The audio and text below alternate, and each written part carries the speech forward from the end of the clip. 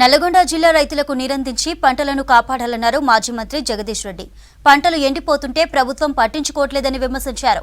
నల్లగొండ మండలం అన్నపర్తిలో పంట పొలాలను పరిశీలించారు మాజీ మంత్రి జగదీష్ రెడ్డి, మాజీ ఎమ్మెల్యే భూపాల్ రెడ్డి. మూసీ ప్రాజెక్టు కింద నీరిచ్చే ఛాన్స్ ఉన్నా ప్రభుత్వం పట్టించుకోవట్లేదని మండిపడ్డారు. కరెంట్ వస్తలేదు, నిరుడు 2 బోర్లు వేసినాము, 3 బోర్లు వేసి 3 పోయినాయి, మళ్ళీ నిలవన 3 వేసినాము. కరువు అయితే మరొక వైపు ప్రభుత్వాలు ఇప్పుడున్న ప్రభుత్వం నిర్లక్ష్యం తీసుకొస్తున్న కరువు ఒకవైపు కనబడతా ఉంది. రైతుల పంట పొలాలు ఎండిపోతున్నాయని చెప్పి, కరెంట్ లేక లో వోల్టేజ్ వల్ల మోటార్లు కాలిపోతున్నాయని చెప్పి వాళ్ళు చెప్తున్న విషయాలు చాలా హృదయ విదారకంగా ఉంటున్నాయి. కాళేశ్వరం కింద SRSP ఫేజ్ 2 కింద కావచ్చు, ఇక్కడ నాగార్జునసాగర్ ఎడమకాలువ కావచ్చు, లో లెవెల్ కింద కావచ్చు, SLBC కావచ్చు, ఎక్కడ కూడా సరైన పద్ధతుల్లో మెయింటెనెన్స్ లేకపోవడం, ప్రభుత్వం యొక్క నిర్లక్ష్యం స్పష్టంగా కనబడుతుంది.